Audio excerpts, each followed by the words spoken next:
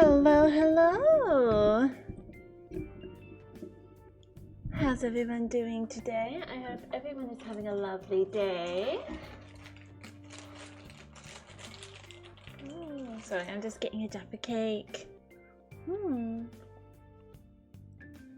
Hope you're ready for completing.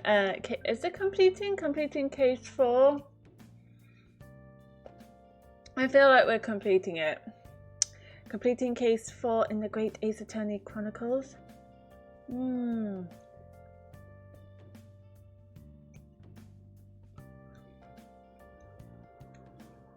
just realised I wasn't on chat. There we go. Hey, totes adorbs! Why do cows have hooves instead of feet? Because they lactose!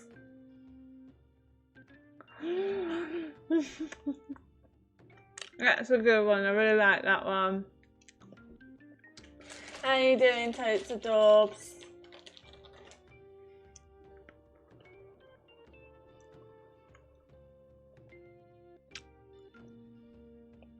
Yes, afternoon. It is afternoon today.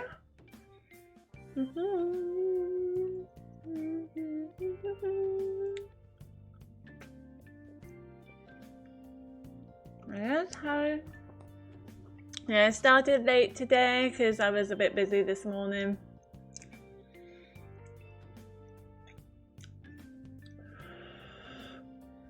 But I got my tea and I'm ready to unwind a little bit before continuing.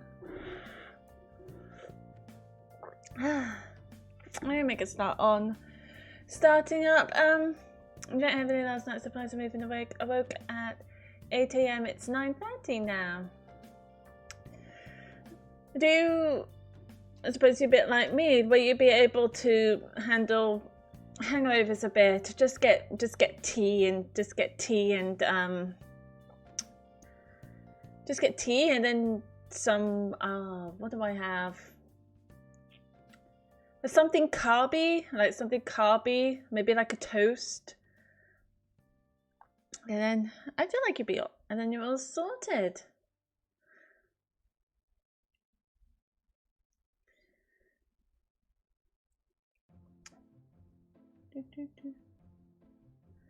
But you drank heavily last night. Were you in a party or something? Oh, of course, it'd be Halloween. It was Halloween last night.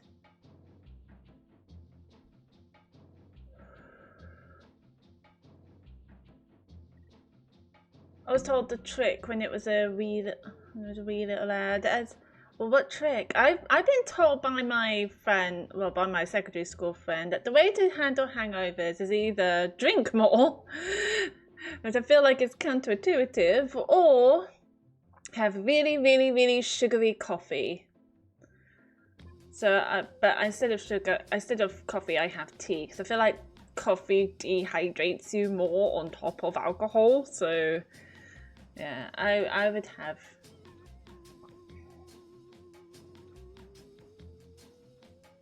Anti-sugar. Yeah, that makes sense. I don't know why she said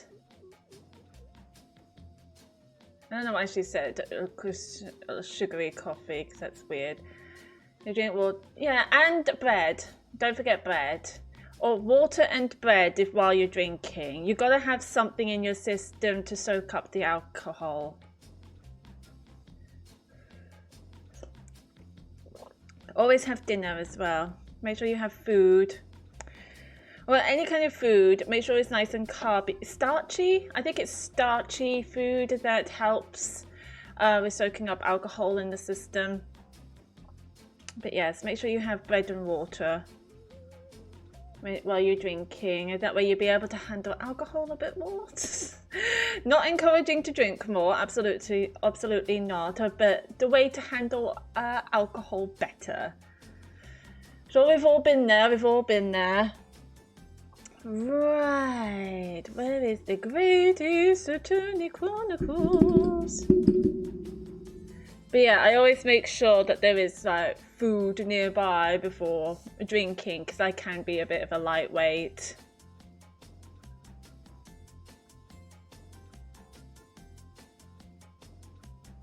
Oh, we don't have Waffle House here. That's a good shout. Maybe McDonald's breakfast. Oh, we got Tim Hortons. That would work. Weirdly enough. But we don't have Waffle House. I don't think I've seen Waffle House yet. We've only just recently getting Taco Bell in a few places here. Maybe not too greasy, because that makes you feel a bit sick. But yes, like...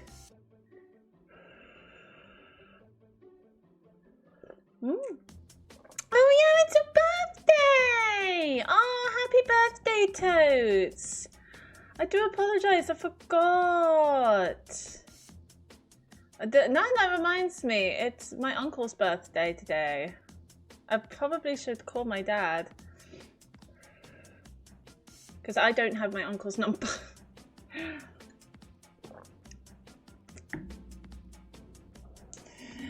But, yeah. No, you have the same birthday as my uncle. My uncle will be 80 something. I don't really know.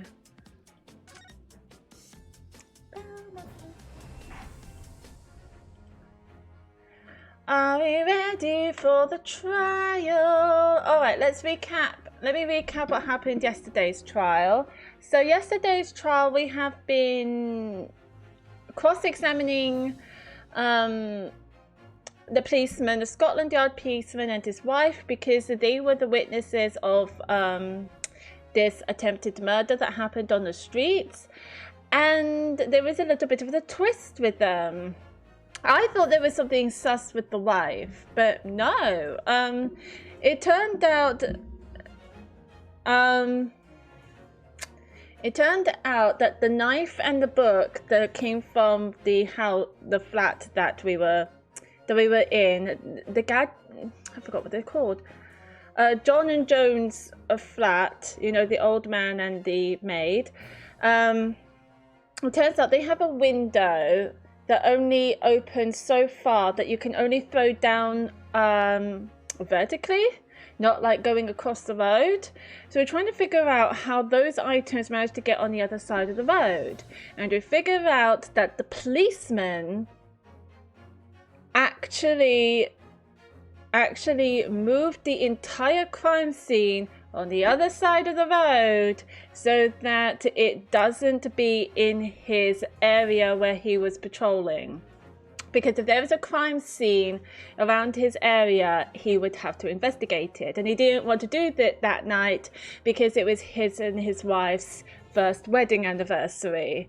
So yeah, he moved the entire crime scene to the other side of the road. Yeah. No, he's just my uncle. I just have a really old dad and uncle. My dad is 70 something. I forgot, I don't know what his exact age is, but yeah, I don't have a...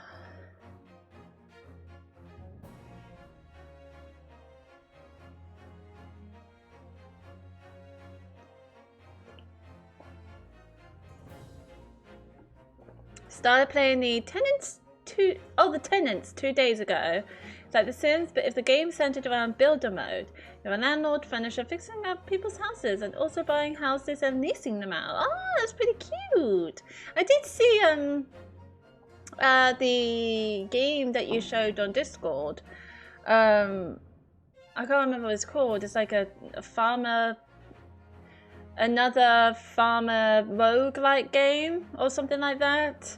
It kind of reminds me of Adventures Capitalist. Is it like a clicking game? Maybe, a little bit. I don't have anything like that around building.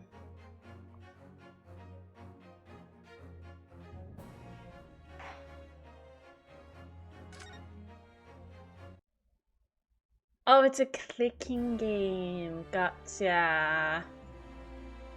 Wondering about that. So, at the moment, we stopped around. So, one of the jurors turned out to be the maid or the wife of the landlord who owns the lodgings of our defendant. And we managed And we managed to bring her onto the stand to cross-examine her. Normally you can't cross-examine jurors, but now in this situation we can.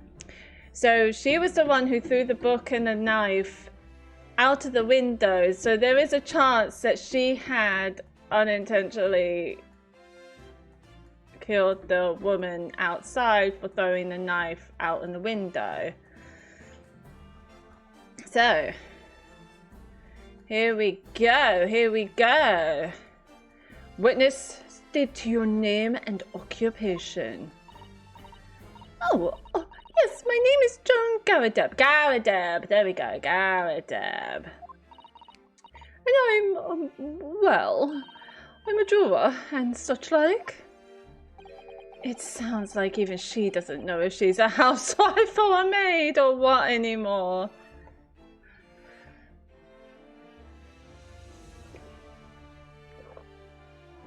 I feel like back in Victorian times there's really like no difference between a housewife and a maid because women can't get jobs. All they could be was a housewife. Kind of sad. The court has decided your testimony is required in order to clarify matters in this case. Do you understand, madame? Yes, my lord. You will tell the court everything that took place in your household on the evening in question. Like, we tried to get her onto the witness stand before, or like on the stand. It has been denied, but then with Van Zeek's like backing us up, now we'd be able to cross-examine her. I feel like it would be a very short stream. Posted a trailer for Tenants in the Discord. It really is your type of games. This is legit just sim builder mode, but done so cutely. It's not. It isn't a clicker game, is it? Or is it really like building mode? I'll have a look at it. Definitely. You will tell the court everything that took place in your household on the evening in question. And I warn you, do not attempt to hide the truth. Oh, dearie me. Chin up, Joni. Nothing to worry about now. Ah, I didn't know you were here, John. Wasn't only you in the room that day, old thing, was it? Well, I think I ought to testify as well, don't you? But what about your knee, dear? Don't you worry about that. Hardly notice it. I'm not the sort of chap to leave a comrade to face disciplinary action alone. Oh, John. I presume you are Mr. John Garadeb? Yes, sir. Former second lieutenant of the 3rd Regiment of the 4th Northumberland Fusiliers, sir. Seen my fair share of action, and now living the quiet life, as it were. The quiet life? Were you not engaged in an incendiary battle with your spouse on the day in question? Like you'd expect Sims to play, but if you were a landlord and not a Sims. Oh, okay. That does sound pretty fun. That does sound very fun. Ah, well, yes. Quite. I should definitely check it out. I do like that sort of thing. I believe this may represent a first in the proud history of the British court. Calling a juror to the witness stand is unprecedented. However, the court will hear your testimony now. Juror number 4, and that of your husband, you will recount clearly and concisely the events in your home at the time of the incident in question. Sir, at once.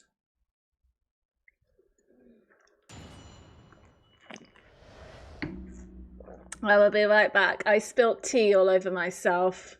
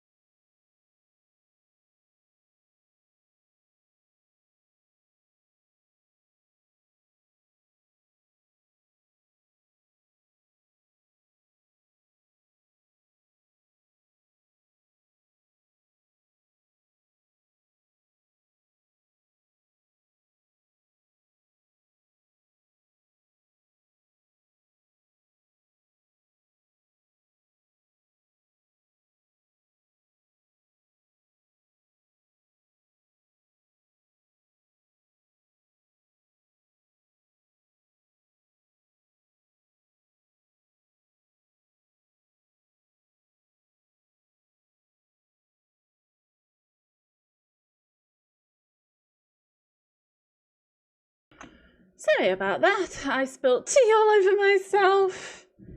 The only true character you can directly control is your uncle. You call your uncle whenever you want to manually deal with tenants. You play as him doing these parts. Oh, so he's like your mentor.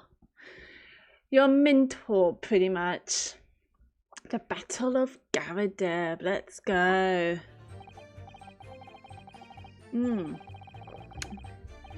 Yes, on the day you're referring to, the wife and I did have a bit of a skirmish, can't recall the reason now. Knocked a candlestick over and set fire to the carpet, soon had it out, though, and got the window open. Meanwhile, I was picking up whatever I could find to throw at him. Plenty of knives around our place, can't say I noticed if one or two went missing, I'm afraid. Ah, if that bally thing in the victim's bat really was one of ours, you'll have a job proving it, I think. Oh. What a testimony, okay. It sounds as though it was quite the battlefield in your household that evening. Although an entirely one-sided assault, it seems. The enemy caught us on the hop, sir. Had no choice but to dig in and take defensive measures. You're calling your wife an enemy? To be honest, if the enemy had kept shelling us for another minute, we'd have been toast. Of course, a veteran such as myself is only too aware that on every battlefield you're just a gnat's whisker from death at any moment. Are we still talking about a marital quarrel? I was going to say, he's basically calling his wife an enemy. Well, I must say I'm dubious that this testimony will shed any light on the origins of this jackknife. In combat, one's focus narrows such that surroundings are barely noticed. These witnesses may not be able to offer anything more than they have testified already. This may be a dead end. Antiques may well be right. Oh, whatever the chances. We only have this last cross-examination to uncover the truth, Mr. Naruhodo. Yes, I'm afraid so. Very well, Counsel. Bring your cross-examination. Okay. This is... Okay. Yeah, so the day you're referring to, the wife and I did have a bit of a skirmish. Can't recall the reason now. We can. The reason is what you told us yesterday, I believe. Yes, that's right. If I remember correctly. It all started because of a note that was tucked into the pages of a book belonging to Mr. Garadeb. A rather passionate note, in fact. But Mrs. Garadeb found the note, discovering her husband's little secret, and she gave him a mighty number of slaps across the face for it, too. What a sordid state of affairs. Hell on earth. So, when the chap says he can't recall such things, it's common decency not to drag it all up. And besides, half of it was wide of the mark anyway. A likely story. These waters run very deep. What transpired next after these multiple blows to the face? Knocked a candlestick over and set fire to the carpet. Soon had it out though and got the window open. Hold it! And the fire also spread to some items of furniture, didn't it? The bookcase, my armchair, anything of mine, really. Just so happens there was some bath water around that evening, so I sauced that about to put it out. Ugh. A most precarious situation you put yourself in. Ours is a 3-story townhouse on the west side of the street where the water main isn't connected yet. Ugh. Oh, gross. Have to draw water from a public water pump during the day if you need any, you see. The lodgers are always moaning that they can't get any water at night. Although that little mustached Japanese man buys water in bottles, I believe. The defendant, Mr. Natsume, you mean? Yes, he receives a stipend for his studies, you know, from his home country. Can you imagine being able to brew a pot of tea at all hours? He's obviously very well off. Have you actually seen the state of the man? I believe he uses all of his income to buy books. Well, anyway, the point is I was able to douse the fire with water, fortunately enough. Meanwhile, I was picking up whatever I could find to throw at him. Hold it! Even though the room was on fire? As far as I was concerned at the time. It is more important to extinguish my anger than the flames. When a woman wants to throw, she must throw. No, that's very much incorrect. Do not throw anyone. That is most certainly not true of a society to take down, Mr. Naruhodo. How did she know I was thinking that? So, please cast your mind back and try to remember. Was a knife among the items that you threw at your husband that day? And you cannot lie. In all honesty, I don't recall. But I feel I must point out that I'm no monster. Let me see. Some bread, a cabbage, garlic, a towel, and a sponge. A napkin. Oh. He reacted. Excuse me. Do you have something to add, sir?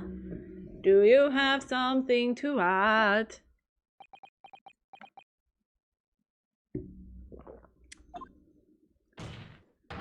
Mr. Garadeb.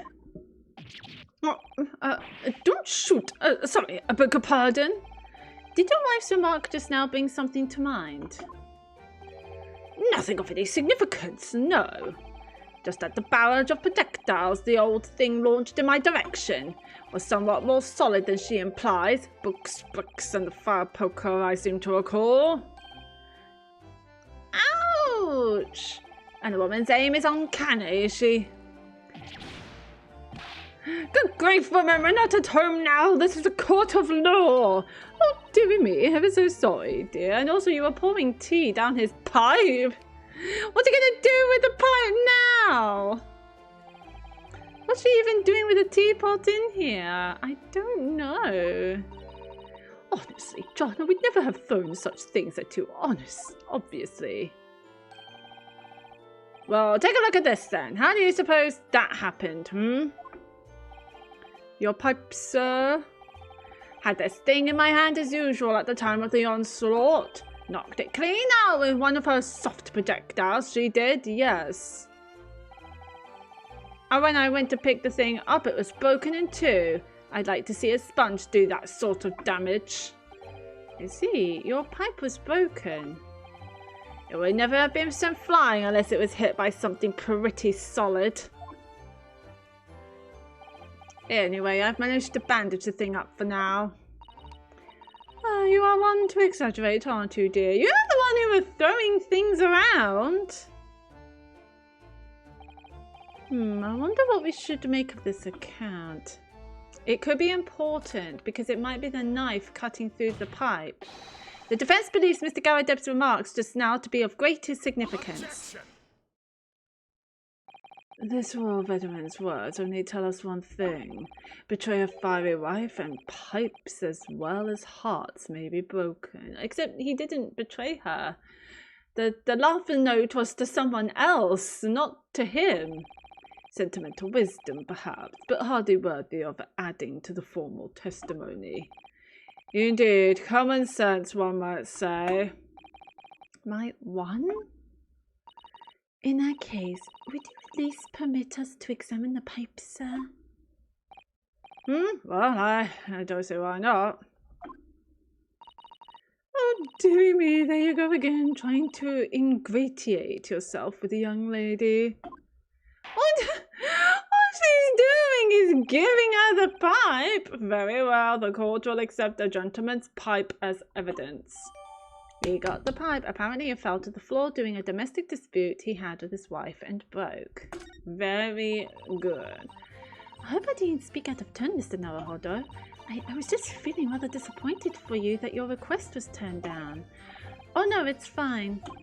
Thanks to Sasato-san, we have some new evidence to work with. We should examine it carefully. Let's go examine it.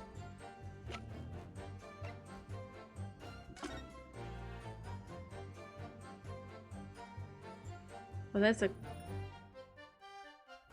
What's this? There's a small nick out of the bowl here, look. It appears to have been made relatively recently. And see how there are little scrapes and dents all over it. It's clearly a well-loved pipe. Yes, you're right. It seems to me recently that being well-loved goes hand in hand with getting some battle scars. This particular nick is catching my eye though, because it's clearly new. True, we'll keep an eye on it though. And there's a bandage. It looks to be in a sorry state with that bandage around it, doesn't it? But for some reason it feels slightly ominous to me, like it's trying to shout out a warning. Probably because it's the same blue as Mr. Garadeb's dressing gown. I suppose it must have considerable sentimental value to Mr. Garadeb, given that he's gone to the trouble of repairing it like this. Either that or we can't afford to replace it. Is there anything else I'm missing? Is it just going to tell me this is a pipe? It looks to be in a sorry state with that bandage around it, doesn't it? For some reason... Oh, okay. It's just telling me the same thing. Righty-ho. Well, thank you for that. Rebuttal, Mr. Garadeb. Now, if we could return to the crux of the matter, what can you tell the court about the knife used to attack the victim? Plenty of knives around our place. Can't say I noticed if one or two went missing, I'm afraid. Hold it. Sorry, would you care to elaborate? Nothing to say, really. Rather partial to a spot of carving, you see. Pipes and whatnot, fishing tackle, you know the sort of thing. It's a passion we both share. I like to carve little wooden trinkets too, and then there's my leather work. Oh, okay. Sorry to say, we're always losing knives about the place, and we have dozens of the things. They sell them at the market sometimes, 20 for the price of 19. Needless to say, I snap them up. John prefers to use 2 knives at meal times too, instead of a knife and fork. How does that work? Now, Joan, we don't want people thinking I'm some kind of savage. Ah! Here we go again with the scoldings. Why are they being so evasive? I imagine it's because they don't want to believe it. They can't bear the thought that it might have been one of their knives that injured the victim. Which is entirely understandable, of course, but still. Go on with your testimony, witnesses. So, if that bally thing in the victim's back really was one of ours, you'll have a job proving it, I think. Okay. So you have no intention of admitting it was your knife unless you can produce proof? Unless we can produce proof. My bad.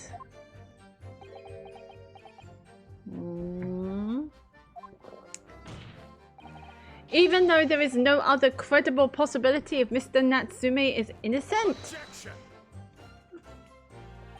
You forget, my Nipponese friend, that it has yet to be established that the accused is not responsible for the attack. As if I could forget. If only there was some way to know who had handled the knife. But I suppose wizardry like that is just a dream. Perhaps you're thinking of fingerprints, Mr. Naruhodo. What? You mean it's not a dream? That sort of wizardry really exists? Whenever people touch anything, they leave behind a unique pattern from their skin. Also, they say, oh, we're going to learn how to trace fingerprints? But I can't see anything. There are already countries in the world where these so-called fingerprints can be used as evidence. Lord Strongheart is currently discussing the matter at the Ministry of Justice. Yes, I believe we are rapidly approaching an era of scientific methods of investigation. But for now, we still have to find an alternative method of proving our assertion that this knife found in the victim's back was originally in Mr. and Mrs. Garadeb's house. Ugh, if only I could transplant this whole incident to several years in the future. That's the extent of their testimony, is it? What do you think, Mr. Naruhodo? Well, I think we've heard all this before, to be honest. I can't say I'm particularly confident that we'll be able to prove anything new from this testimony.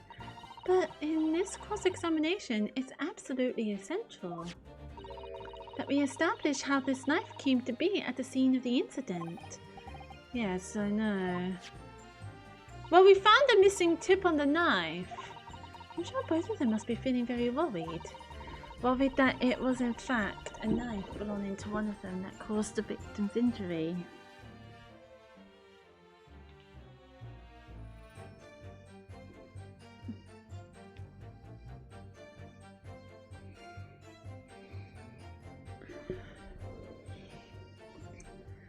And sure they are. If we could find even a tiny shred of evidence to support that theory, it would clinch this trial for us. It would explain everything. Yes, it would. So for Saseki-san's sake, we must find that last crucial piece of evidence. Which I think we have.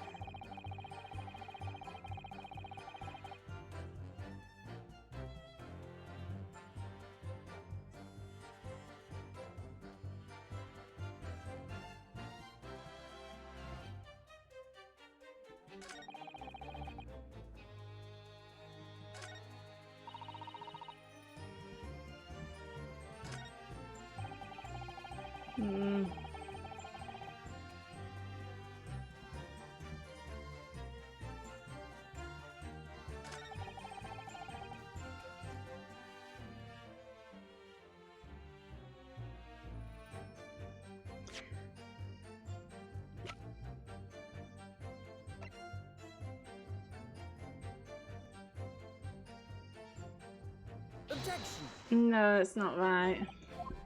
Maybe I could show the knife because it's missing a tip. But I don't know what that proves.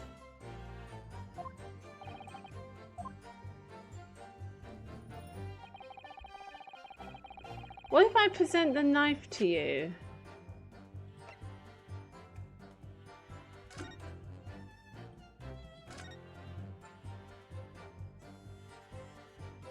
See, it's missing a tip.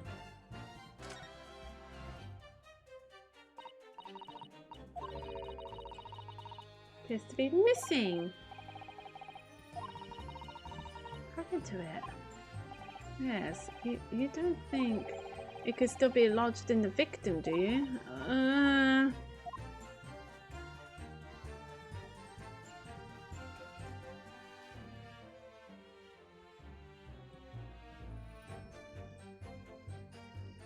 So this is the jackknife.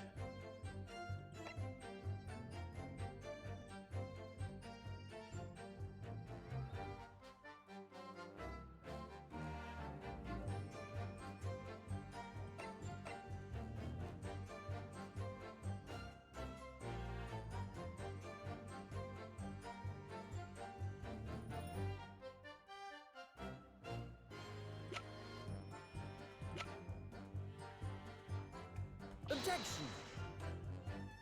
I don't know. I'm just guessing here.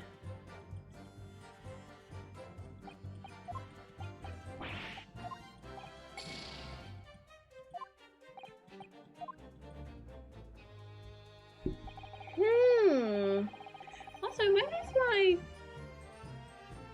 goal?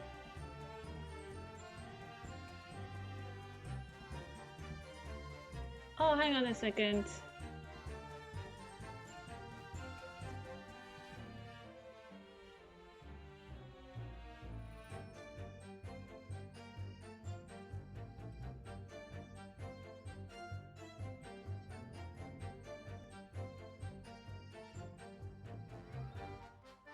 Can I restart?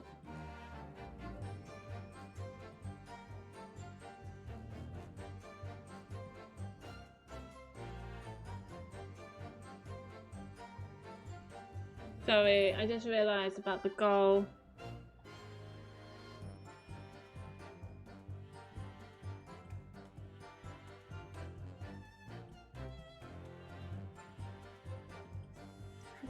start the goal?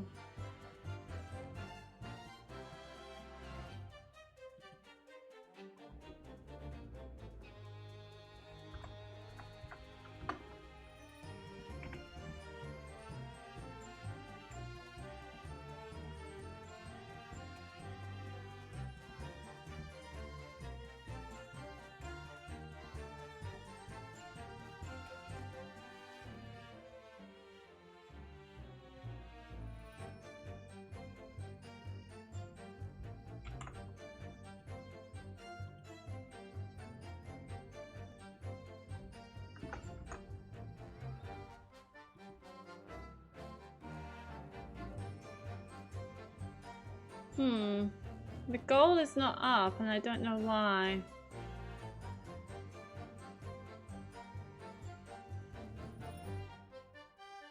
There's no goal. Very odd. Hopefully it will come up pretty soon, but I updated the goal anyway. Okay.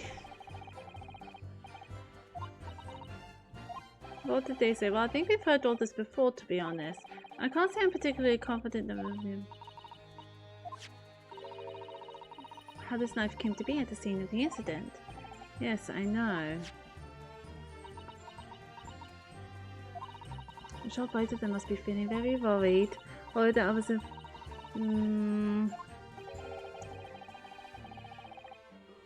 tiny shred of evidence to support that theory. It would clinch this trial for us. It would explain everything. Yes, it would.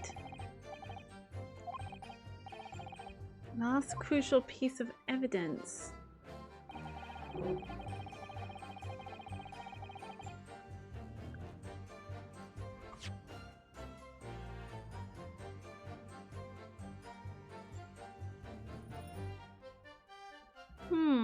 What would the evidence be? Soon had it out and got the window open. We know of that. Meanwhile, I was picking up whatever I could find to throw at him.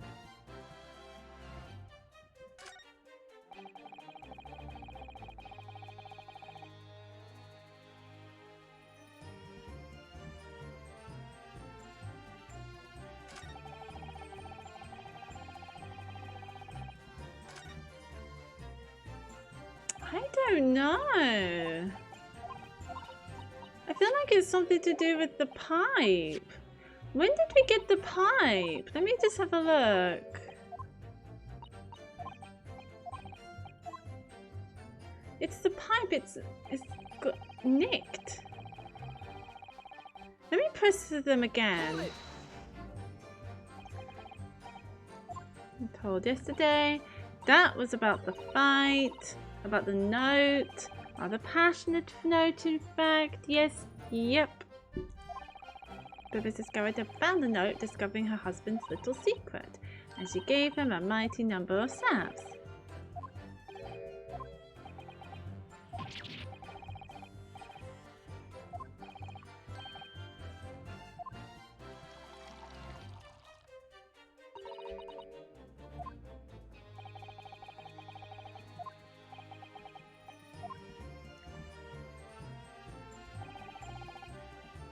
So this is about setting the place on fire. I'm trying to find...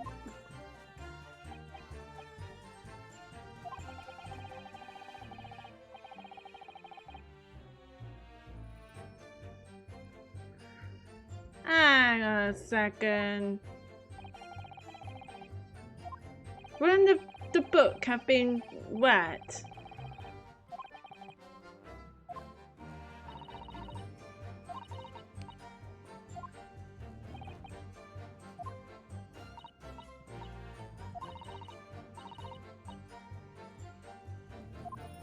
We're gonna have to check the book again. If it...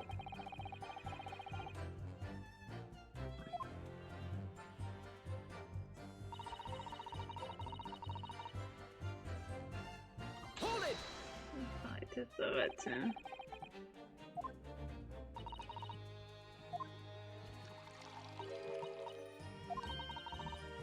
That is certainly not true. She must throw.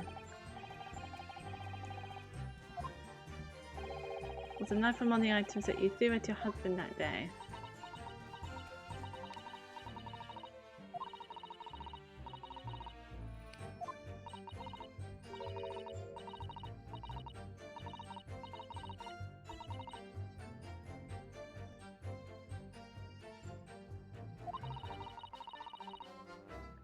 It was really only soft items I was throwing.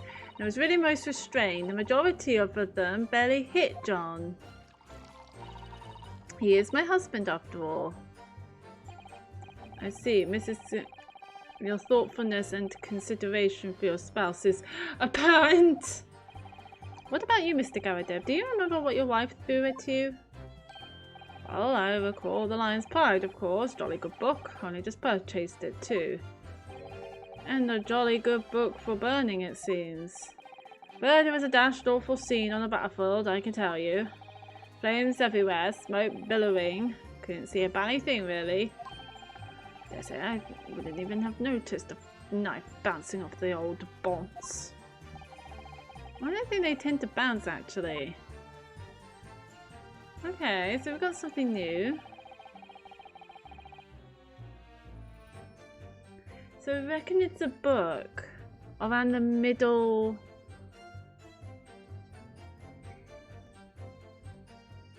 Hold it! Sorry, would you care to elaborate? Nothing to say, really.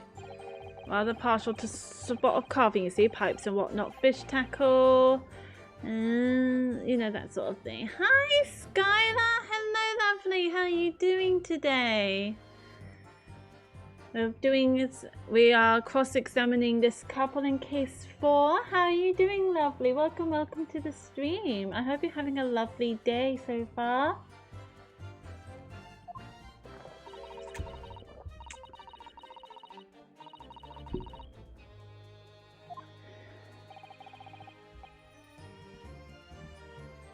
So, okay.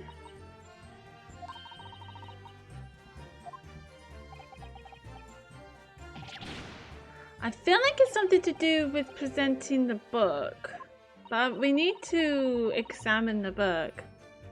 I am doing good. I am doing good. I'm happy to.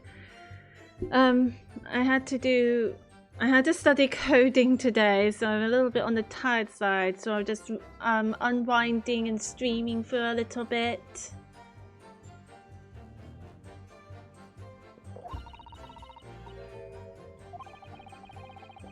Of course, but still. Go on with your testimony, witness.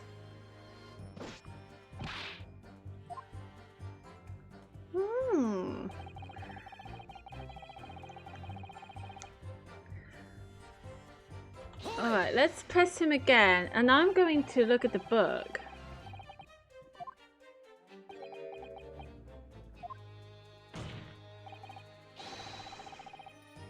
Objection!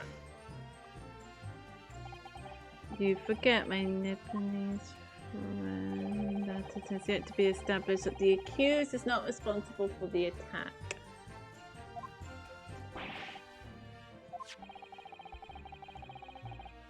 Who had handled the knife? So we need to figure out who handled the knife. But the problem is fingerprinting isn't a thing back then yet. Wasn't a thing back then yet. When did fingerprints come to play? Probably very, very recently, if we're expecting it soon.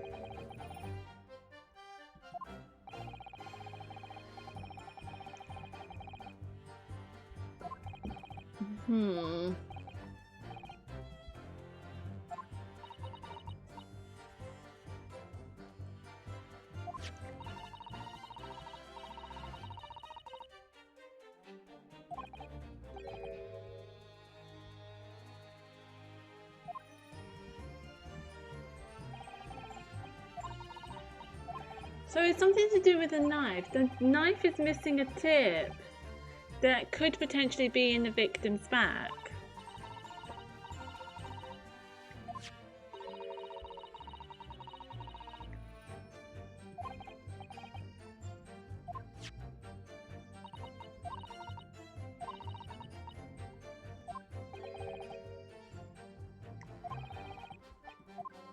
maybe we haven't looked at all of the pipe. I just realized we haven't really looked inside the pipe. Hello, what's this? Oh, something just twinkled inside the chamber of the pipe there. Yes, I saw it. Something's stuck in there, I think. Let's turn it over and give it a shake. But what's this? It's a tiny fragment of metal. It looks like the tip of a blade or something. The tip of a blade? Surely it couldn't be the fragment of metal. That's exactly what we were looking for. How lucky was that?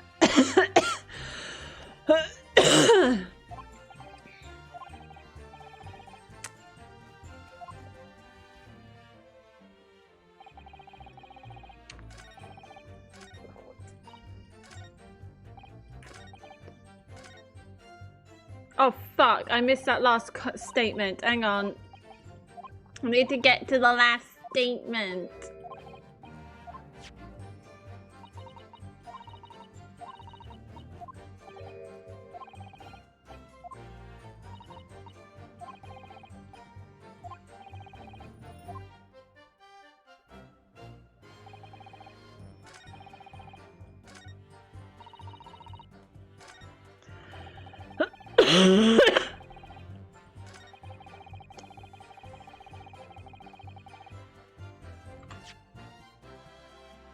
So, what if we showed this? Objection. Yes!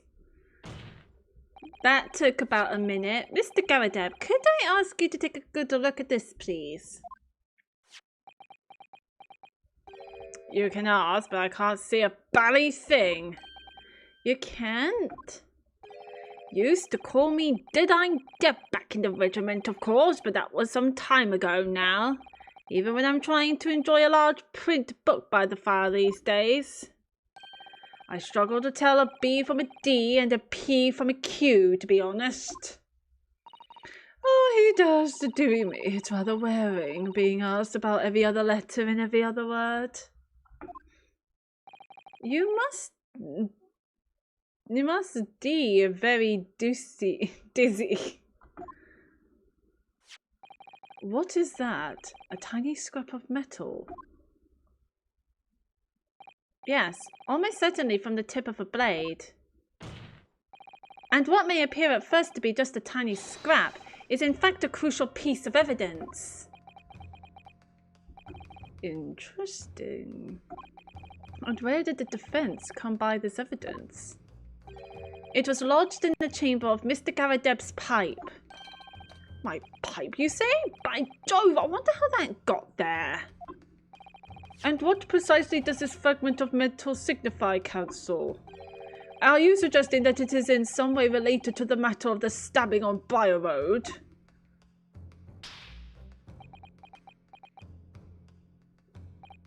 I am. What? When put together with another piece of evidence already in the court record, I believe that this tiny fragment of metal will unravel the whole truth of this case, my lord. Ooh. Oh my god, his back is burnt. Shit. You appear rather confident in that extraordinary statement, Counsel. Very well then. Present the pertinent evidence to the court. What evidence, when paired with this fragment of metal, allegedly reveals the truth of this entire case? The knife. Well, think of it this way. At least the piece of metal is not still in the victim. Because when she does wake up, it would be very, very excruciating. Take that! Take that! This is the knife that was found in the victim's back. If you look closely, you will see that there is a small piece at the tip of the blade that is missing. A common issue with the inferior blades sold at unsavory street markets. Criminals who use them regularly leave the tips lodged in their victims' bones. Well, isn't that lovely, Van Zeeks? Thank you for telling us. And what of this particular knife? No doubt its tip has suffered a similar fate, now are languishing somewhere near the spine of the victim. Objection! Objection! How do we know unless we don't try? No, that's not the case. The tip of this particular knife's blade is the very fragment of metal we discovered in the chamber of Mr. Garadeb's pipe. Oh, we haven't seen that before. Lord Van Ziegs. It's like he is having a heart attack. I don't believe it. The knife from the crime scene and this fragment of metal are a perfect match. Ah, look, it fits. Good golly gosh. Order, order, order. Is this some sort of Eastern sorcery? No, it's like a jigsaw puzzle. You put the pieces together. This is no magic, my lord. This is a miracle. A miracle? So Van Zieks has figured it out, has he? Council, explain this extraordinary coincidence at once. Yes, my lord. The crucial point we have to ask ourselves here is, when did the fragment of metal find its way inside Mr. Garadeb's pipe? Something that was clarified for us in the most recent witness testimony. Had this thing in my hand as usual at the time of the onslaught. Knocked it clean out with one of her soft projectiles, she did, yes. It would never have been sent flying unless it was hit by something pretty solid. The knife.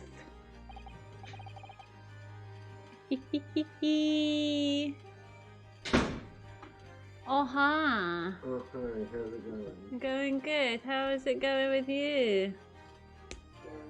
Good. I was thinking about heading off to town.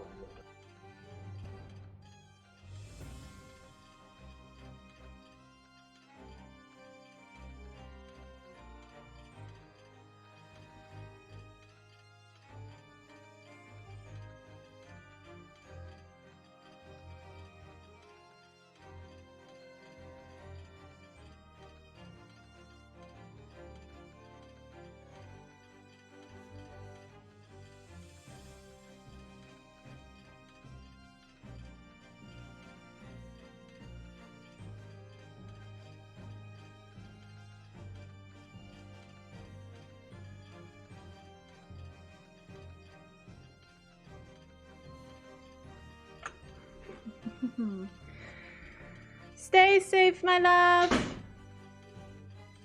Love you so much. Oh, dear me. During the argument between these two that occurred just as the victim was on the pavement below, Mrs. Garadeb flung this knife at her husband. However, the knife missed Mr. Garadeb, instead striking the pipe in his hand at the time, which caused the tip to break off. Of course. Good lord! Yes, and that is when the tiny tip of the blade found its way inside Mr. Garadeb's pipe. The chances of that are 1,000,000 to 1! I mean, he's not wrong. The chances are 1,000,000 to 1. And yet, there's no other credible explanation for how the tip of the blade ended up in your pipe. Then, after losing its tip, the knife ricocheted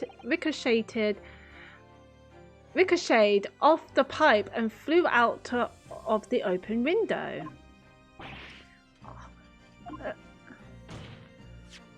In short, this knife, which fell from the window of the Garadeb's house, is the very same knife that struck the victim in the middle of the back on the street below. Oh gosh, oh dear. Oh. Objection!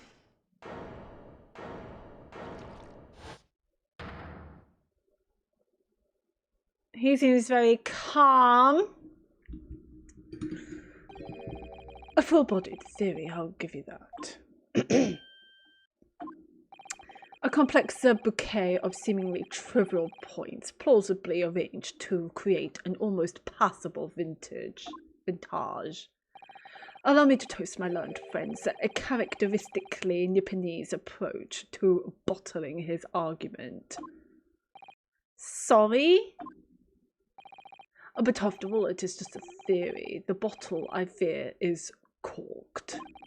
Because you see... I can't get over that.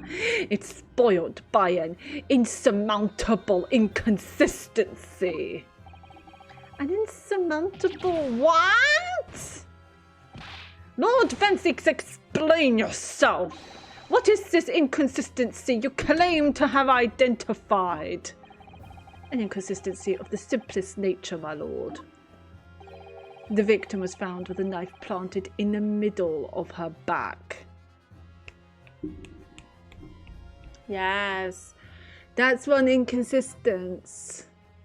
How did it get there? Unless she bent down to pick something up, which I presume was the book. Yes, in her... Ah! Yeah. That's right, you silly little man. Oh, poor John. He's not getting a break, is he? Now, John, old thing, what are you getting so excited about? Let us consider the basic facts of the case once more. The victim was walking along the pavement before being stabbed in the back and falling to the ground. She was bending down to pick something up. If the knife that struck her had fallen from above, there's no possible way it could have planted itself into the victim's back. We got this! We got this! She was picking up the Lion Pride's book. That's why it was in her hand. Order, order. Quite right, you see. That's exactly right. If the knife had fallen on her from above, it would have struck her on the top of her head. Oh, that's no... Even if it did, that's no better. You still threw the knife out.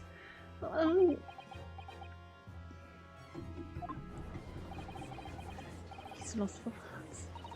I knew it. I never liked this theory in the first place. I don't know though. What really did happen? It would appear the defense has made rather spectacular blunder. If a theory has even one inconsistency, it cannot stand. Your theory, my learned friend, is history. You got this! We were so close. I could see the truth. I can see the truth too. I was so sure we were on the right track. But now the way has been blocked completely by just one simple inconsistency. She bent down to pick up the Lion Pride. Oh, in other words, we simply need to eliminate that one inconsistency and the theory still will stand. Mr. Sato, you mustn't worry, Mr. Naruhodo. You were just caught off guard, that's all, and your mind went blank. But if the path you are on is indeed correct, then the way will present itself. The key to this is in the court record, I'm sure. All the information you need is there. It seems you have nothing to say, my Japanese friend. Well, your silence speaks volumes. A tacit acceptance that your theory is fatally flawed. Fatally flawed. Objection! Objection! This inconsistency doesn't mean I was on the wrong track. It means that I need to sharpen my mind and dig deeper for the truth. It's a test. Yes! If the knife fell on the victim from above, there's no way that it could have hit her in the middle of her back. Under normal circumstances, that is. What are you implying, counsel? There is a piece of evidence in the court record that can explain this inconsistency. That can explain how the knife that fell from above could have pierced the victim's back. We already have the answer. Goodness. What a madness. Surely this must be the last time. Counsel, present the evidence of which you speak. The book! The book!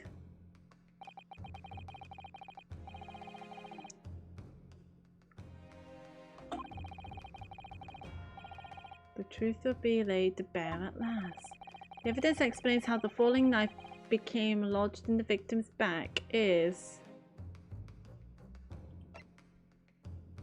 We either need to show... Hello?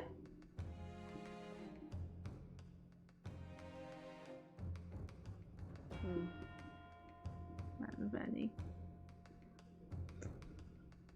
So we either need to show this or this.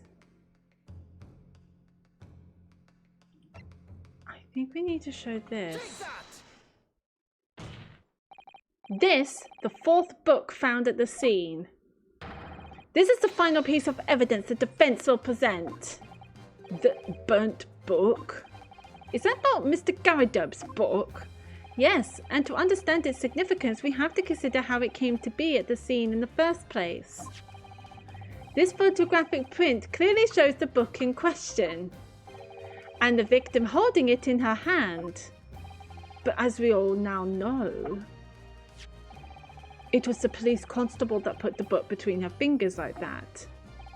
Quite so, as part of his wholesale transplanting of the crime scene to the opposite side of the road. Except he said the reason why he put it there is because it was like that in the first place. That's true. However, as part of his testimony, Constable Beat made an extremely enlightening statement on that point. But what made you place that book in the victim's hand? Oh, well, sir, that's because that's how I found it. When we first ran over to the scene, the victim was already holding the book. So when I moved everything, I made sure it was still in her hand. In other words, the victim had already picked the book up of her own volition. And clearly that must have been before she suffered the knife wound. Well, I should say so. After being attacked with a knife, I don't imagine she'd have been doing much of anything. So the question becomes, why did the victim have that book in her hand? By jingo! I think I'm beginning to see what may have happened now. Oh, dearie me.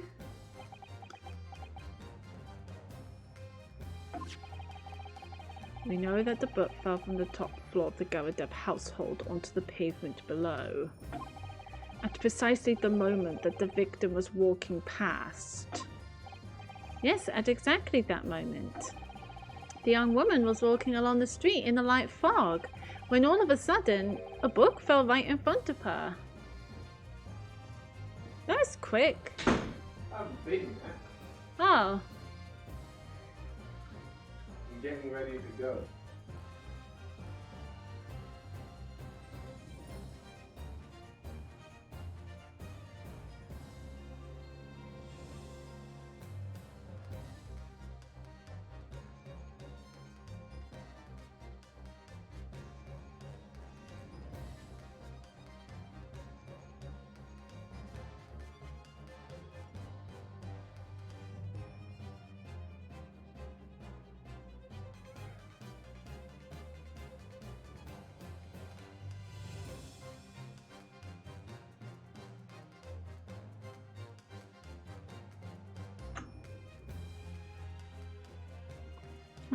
A book fell right in front of her. The book I threw. Yes, Mrs. Garadub. And what do you think the woman did? What would you do if you were walking along and suddenly a book landed in front of you on the pavement? Oh, I really can't imagine it, but I suppose she might have reached down and picked the book up. Yep. That's what I said yesterday. Yes, that is exactly what the woman in fact did. She picked up the book. Oh, oh heavens! And when the woman reached down to pick the fallen book up, what position would her back have been in? That's right, facing the sky, completely and utterly defenseless. I don't want to... Oh, that's scary if you think about it. You're just minding your own business. And then all of a sudden, a knife goes into your back. Then in the very next moment, while the woman was still bent over picking up the book...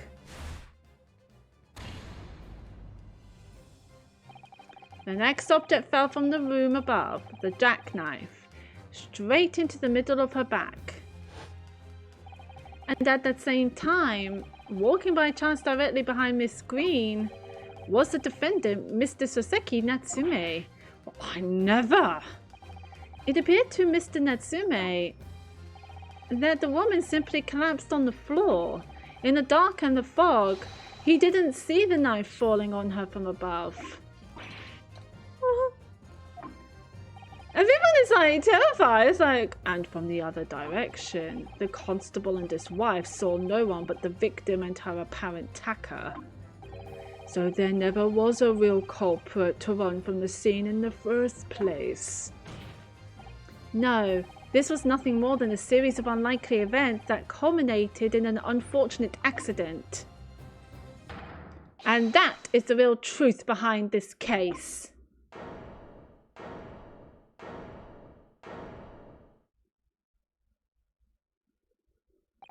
Well, Mr. and Mrs. Garadeb?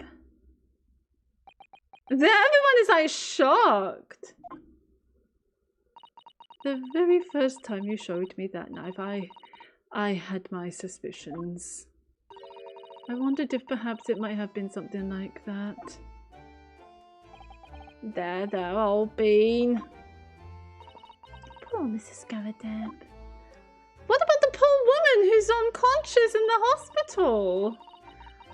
Of course, I never meant for anything of the sort to happen, but it was all my fault, wasn't it? And that's why you shouldn't throw things out of anger. Because someone, even outside of your argument, could get hurt. I take full responsibility. I let my anger get the better of me. I threw that book. And I threw the knife as well. That's very, very wise of you, Joan. John, dear. It's alright, I know. I'm ever so sorry. Truly. Oh, okay. And she fainted.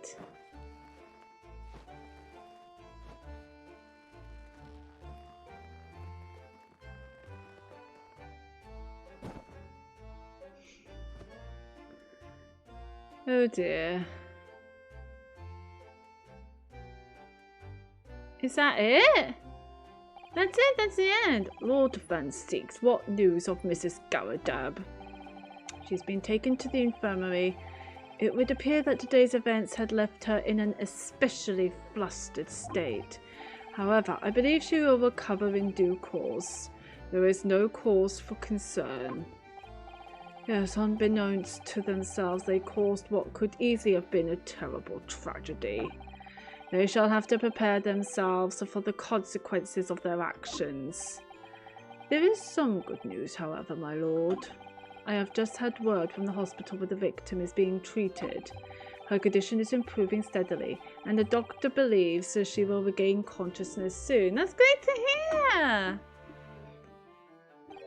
It's strange. We've been talking about the victim all this time, but we've never once met her. How wonderful! The woman is out of danger, it seems. Yes, that is good news. So, Mr. Soseki Natsume.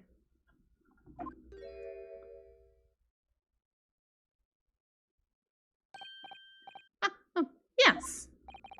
On behalf of my fellow countrymen, I would like to take this opportunity to beg your pardon, sir.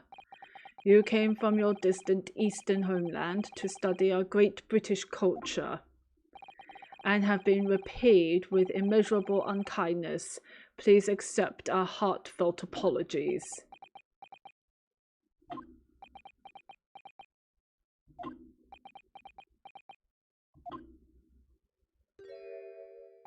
No, it is me who should be begging your pardon. Oh no, Mr. Natsume. That evening, when the young woman just collapsed on the pavement before my eyes, I jumped to the wrong conclusion again in my confusion. What conclusion, sir?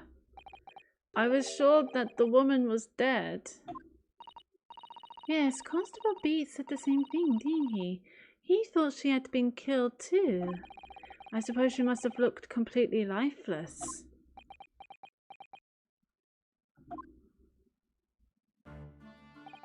It's been about a year since I arrived in Great Britain now, but I still can't get used to life here. I can't relax. I'm sure there are evil spirits lurking in the fog, like they're haunting me. Dude. Poor Soseki-san. His imagination really has got the better of him.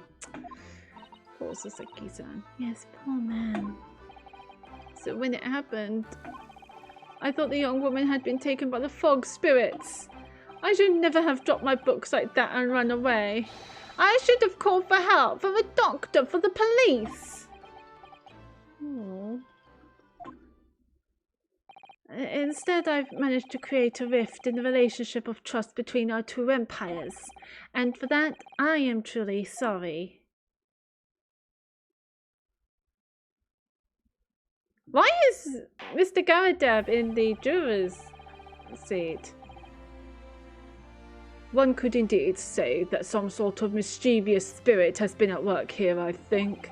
One that created a chain of unfortunate mishaps. We were befooled by this spirit and led to false conclusions. But thanks to Lord Van Zeeks and our young lawyer here from the east, that chain has now been broken and the spirit exorcised. I heartily commend you both. Oh! Interesting. Now then, ladies and gentlemen of the jury. Yes, my lord. In concluding this trial, I must ask one last time for your decisions regarding the defendant's culpability. Are you ready to present your findings to the court? As a foreman of this jury, I can assure you we've reached a fair and just conclusion. I do declare the truth can be extremely cruel at times. Well, I didn't suspect the woman next to me, that's for sure. She's in for the old bean while she's out of action, you know, but I know what her decision will be. Does this mean I'll finally be able to get out of here and start work? Well, it's about time. Yes, I'll have a corker of a story to tell the grandchildren when I get home, won't I? Oh, I do love that old man. Very well, ladies and gentlemen of the jury, I hereby demand your final decisions. Mr. Foreman. Not guilty. Not guilty. Not guilty. Not guilty. Not guilty. Not guilty. Good. Thank you, jury. Boom. Yay! Very well, Mr. Soseki Natsume, I hereby pronounce you not guilty! Yay! Woo! Fireworks! Fireworks! Who knew that in Victorian times when someone is not guilty, they bring out fireworks in the courtroom? And finally, Mr. Natsume. Oh, yes, Lord Sir.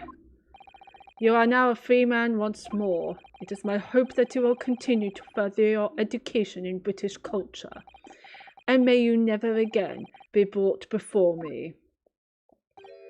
Oh yes, sir, of course. On my life, I swear I'll never set foot in a courtroom again. I'm transported to tears. Thank you, counsels. Court is adjourned. We did well. We did well. Yay! 20th of February, 3:17 p.m. The Old Bailey Defendant's Antechamber. Oh, Locum! Wait, you mean me? Of course! Is there another Locum here? Is there even one? Compared to the original Locum student, Mr. Naruhodo Esquire, your name has become rather short, hasn't it? Thank you, Sasato. What's wrong with using my actual name? Oh, at last! I'm free! I'm free! Joyful, joyous, jubilant jubilation! Heedy, hearty happiness, hurrah! Oh, I am pleased. Mr. Natsume is delighted. Would it be so hard just to say that then? Locum, you did it! You saved me from the brink! Oh, what happened to the poor woman was in no way your fault at all, after all. I'm just glad everyone can see that now. No, not that! Lovely, loyal, Locum lawyer! Yes? I mean, as I said before, I have just never got used to life here in Great Britain. Every time I look over my shoulder, I see foreigners. I see towering brick buildings. And from high up windows, I see them looking down on me, laughing. Look at that little hunchback. Oh dear, I'm sure it's all in your head, Mr. Natsume.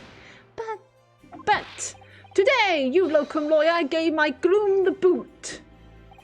You stood firm behind that baronial bench before all those babbling British. You battled to the bitter end, laying bare the baffling truth. And when I beheld the blinding fireworks among the beams of the Bailey's roof, I bellowed, "Behold the best barrister ever born!" Well, that's very flattering, and we're very pleased for you. This has given me a wonderful anecdote to recount to my old friends back in Japan. Ah, an anecdote? Is that what's to become of all my hard work? Ah, there you are, my dear fellows. Hello, Shones!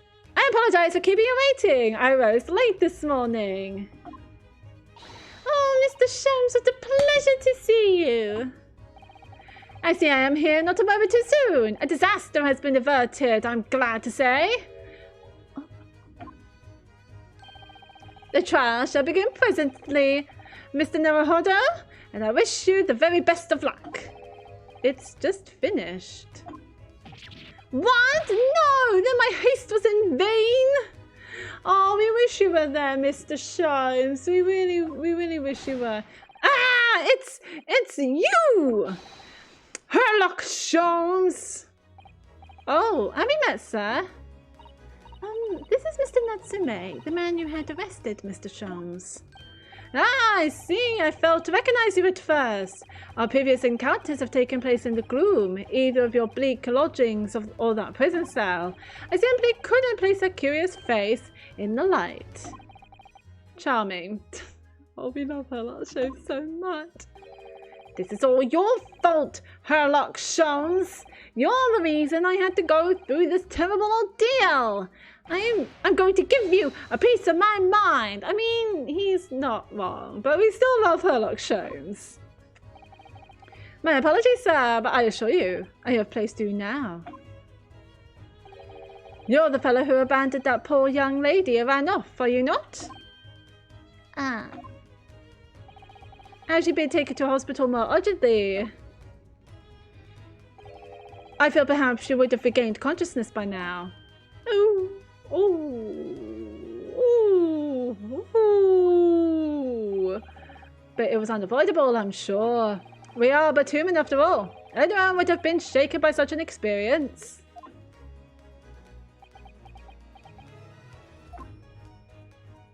You've got a point.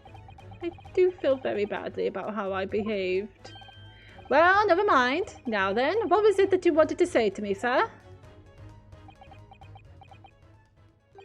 Nothing. Nothing? Okay. Priceless. Oh, I am sorry, really, but that was quite priceless. Poor Saseki-san. Yeah, I do feel bad for Saseki. Still, on the bright side, you've had an extremely entertaining experience without paying a penny. And it would seem you are not even found guilty. But there is no bright side. Whatever do you mean, Mr. Natsume? Even after this, I'm still cursed by the spirits and now by the Reaper. Ah, right, the Reaper, Lord Van Zeeks, right. Ah, Lord Van Zeeks, yep, Lord Van Zeeks. I haven't forgotten, you know, what facing that man in court means. Even if you're found not guilty, you're still doomed. It will all be all right, Mr. Natsume. Oh no, is he gonna die? If the Reaper appears trying to make trouble, I will protect you. Hiya! Well, not me! So this is with a perfectly executed Sasato takedown. Oh my god. Saseki's gonna die. Remember what happened to Mr. McGilded? He died after claiming he's not guilty. Much as I like being turned on my head, a bit of warning might be nice next time, Miss Sasato.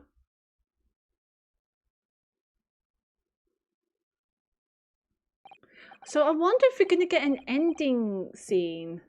So, Mr. Natsume, what do you intend to do now? You mentioned something about recounting your experiences to your friends back in Japan?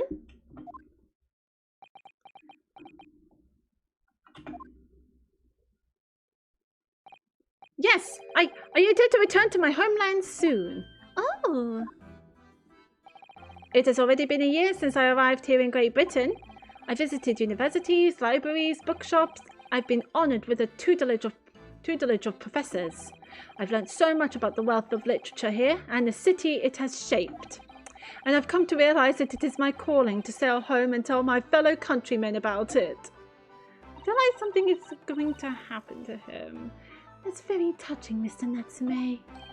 Or, and perhaps as fail terms, you wish to withdraw halfway around the world to escape the terror of the Reaper's curse? That's not it at all! The more I learn of literature, the more the strange feeling claws at my insides. I feel compelled to return to my roots and attempt to pen a work of my own. I feel like the writing in this could do with a bit of work. Just a tiny bit.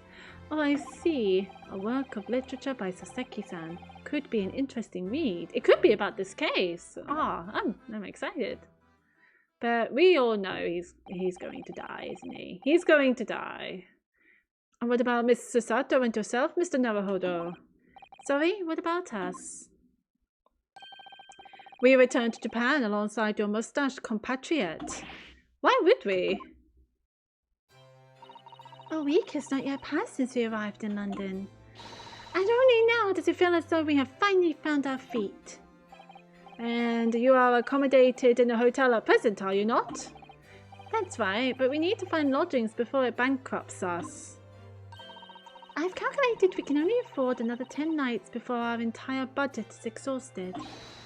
Well then, you could take my lodgings. Oh, the windowless room? Ah, but what it lacks in windows, it more than makes up for with a floor, a ceiling, and walls. He's got a point. He does have a point. Great. Great. And of course, I'd be happy to leave behind the accursed evil spirit. Oh, thank you. Nothing charms the room more than an evil spirit. Thank you, Saseki. It will really brighten up the place. Considering it has no window. Oh my, an evil spirit? Yeah. Oh yes. It tries to suffocate you while you sleep. It's an infallible wake-up call. Sounds like sleep paralysis. Well, think about it if that's all right. Perhaps I can offer a more welcome alternative. Would you consider taking lodgings with me? Yes! Yes! Really? Yes! Imagine working and living with Herlock Sholmes. Yes! Well, a vacancy has conveniently presented itself. Though it is up in the attic, I might add. Are you sure it isn't just a storage loft? I don't care. I spoke with the landlady this very morning on the matter of price, and Iris is cleaning the room as we speak. You must come at once. I presume you have no luggage to speak of? Oh, this is simply wonderful. Wait, they have no luggage? They came halfway around the world in a boat with no luggage. What an honor to be invited to taking lodgings in the great detective's office's attic. I'm too overcome for words. Hi, Raglan, listen. Hello, lovely. Welcome to the stream. How you doing? So suggesting we look elsewhere is out there. No, we're going to Herlock Sholmes' place now. How have you been? How is your day and your week thus far? I hope things are going well for you. Then it's settled. Yay! Iris will prepare a welcome dinner this evening. Oh my god, this just makes me want to play more Herlock. Play more of this game tomorrow. Ah! And you must come too, Mr. Natsume. I insist. I don't know what to say, but thank you, and yes. Wonderful. Then I'll go and complete the paperwork for your formal release, Mr. Natsume. It shan't take long. Somebody's happy. Yay! Locum? Yes, Soseki. I knew that you wouldn't let me down. Of course not. I'm truly delighted to have met you here in London.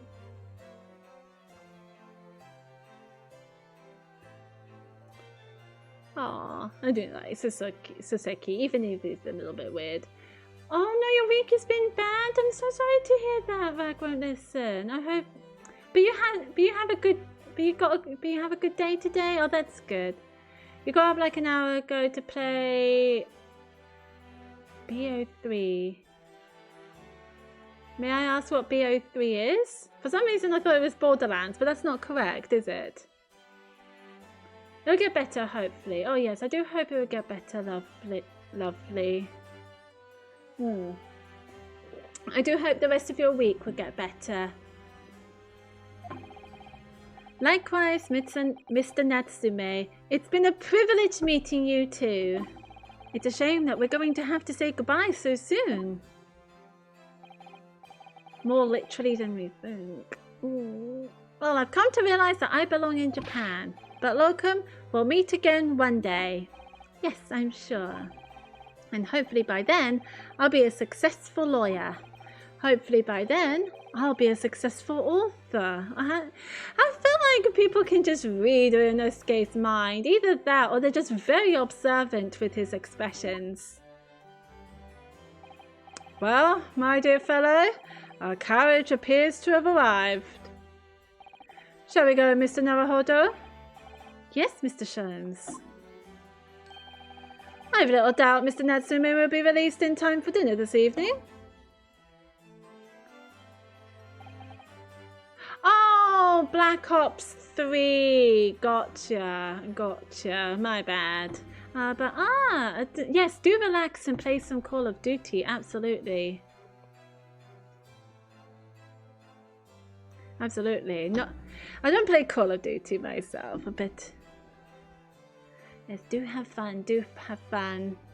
And so, with Soseki-san's innocence successfully established, we rode with Mr. Sholmes to what was to become our new home.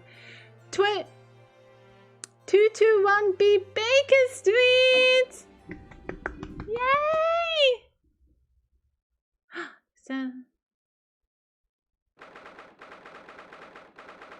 Oh, no, this is quite cute. It's very more spacious than I thought. Look, they got a little fire up here. I didn't read the writing. And there's a window. So this. is to be our new office. Yes. Our office? Ooh, I rather like the sound of that. Me too. It's simply wonderful, isn't it? I hope you can see this, Kazuma. It's only a small step, but I like to think we're getting a little closer to your dream now. So, my dear fellows, do you like the place? Oh, I like him with no hat. It's very handsome. Ah, Mr. Sholmes. Yes, thank you so much. It's a delightful room, Mr. Sholmes. I simply adore it. It still has his pipe. Good, I'm pleased to hear it. Iris and I are delighted to welcome you. I hope everyone's hungry. It's nearly time for dinner. We'll eat as soon as Mr. Natsume arrives. We have a lot to celebrate. Iris, you must let me help you. All right then, Susie. You could be in charge of the salad. Splendid. Oh my god, I love Iris's little nicknames. Hi. So, Mr. Naruhodo, how does it feel to have your own office in the capital? It sounds pretty amazing, not gonna lie. It's very exciting, actually. I can't help wondering what adventures await us. Also, we get to see more of Harlock Sholmes now that we're living with him. Those were precisely my sentiments when I first established my office at these premises. Until I discovered the dark truth about the city of London, that is. I love that he still does that, even without a hat. But the dark truth? Ooh, what's the dark truth? I'm curious now. Sorry? London is a glorious place, full of wonder, opportunity, prosperity, and mirth. But the brightest of lights cast the darkest of shadows. Shadows? What do you mean? Well, I believe you're well aware of the murkiness that lies behind London's facade already. Not particularly. So once again... Oh! Is he talking about Mr. McGilded? But now he's dead. So once again, Mr. Naruhodo. Welcome to London. I don't know why, but now at this point, it sounds quite sinister after he said that.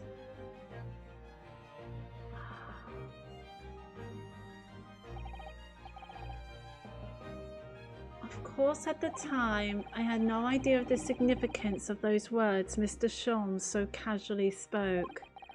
But it wasn't long before my turn came to lift the facade and see the true depth of the murk that lay behind it.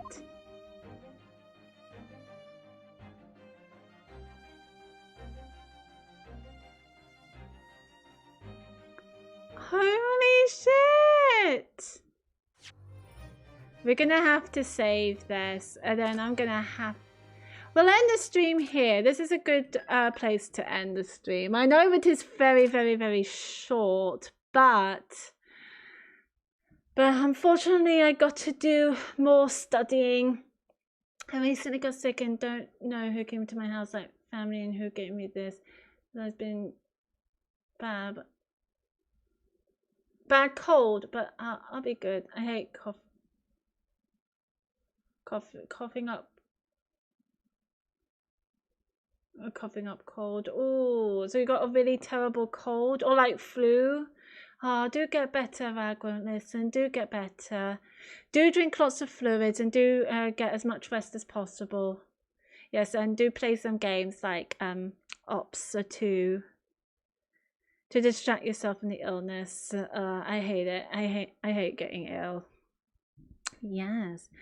It was a short stream, but I'm gonna leave it here because we gotta end it there. That's a good ending to the stream. Like, what does Harlock Sholmes mean? I love Harlock Sholmes' character, so I can't wait to see more. Because of this, I kind of want to play this game again tomorrow. I'm very, very, very, very curious. I'm not gonna lie. There's... We're on episode 5? Oh yeah, we're on case 5. Frick. So wait, I'm gonna have a look.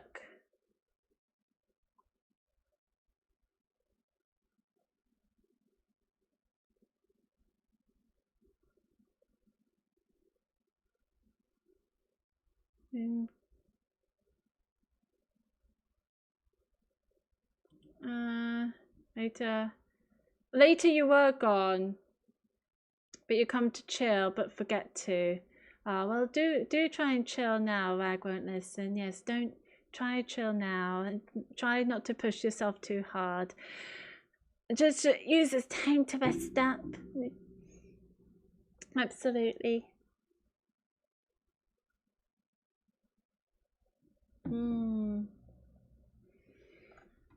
Yes, I'm very excited about this game. So I think I'm going to be playing this game tomorrow, but around the same, I'll start around the same time, like midday or 1 p.m.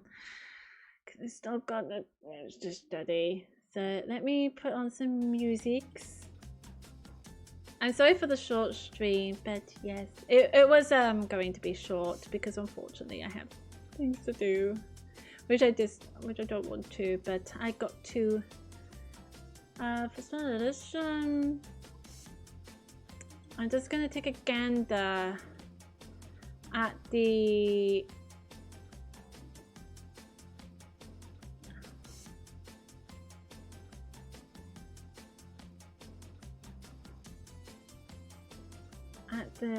channel and see who is up and about. Hi, Nadalev. Oh, I'm so sorry. I'm just about to end the stream, lovely. 1 hour 30 minutes, not short. It's short for me. I normally go about 7 to 8 hours, maybe 6 hours. So 1 hour and 30 minutes is short for me. I'm so sorry, Nadalev, but I will be back. We'll be starting case 5 tomorrow. Oh, Mrs. Freeze is up and about.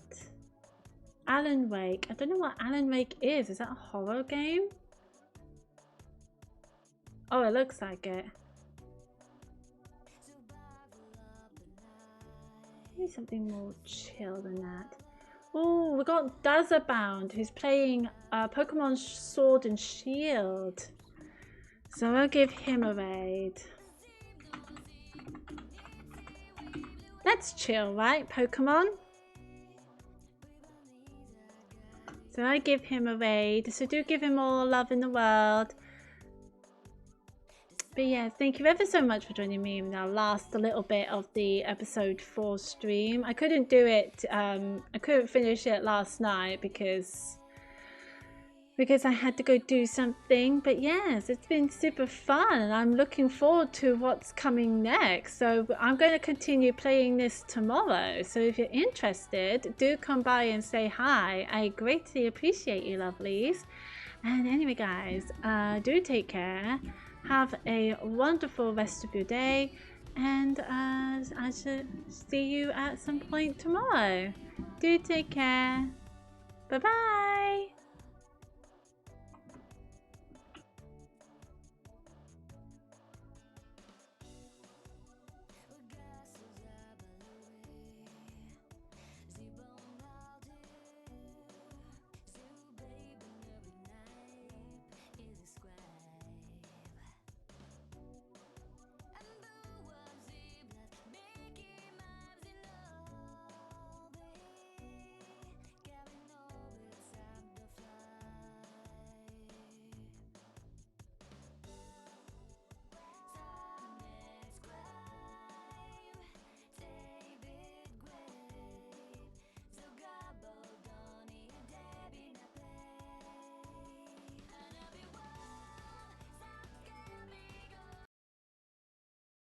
You gotta sell them somehow. You gotta start shipping the cartridges from one place to another. Eventually they've got to turn up in stores. Yo, Lily Tiger, thank you very much for raid. Welcome. Welcome, raiders.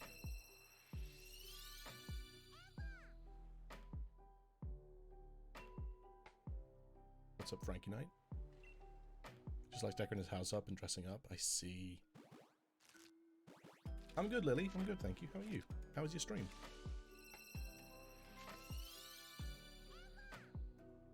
If I delete them before I can see them. Yeah, I've not exactly been bombarded. I mean, I don't use Twitter enough, but my YouTube recommendation is usually full of leaking and discussion, and I always click on the, you know, I'm not interested button, and YouTube is like, oh really? You're not interested, huh? The Great Ace Attorney Chronicles. Nice.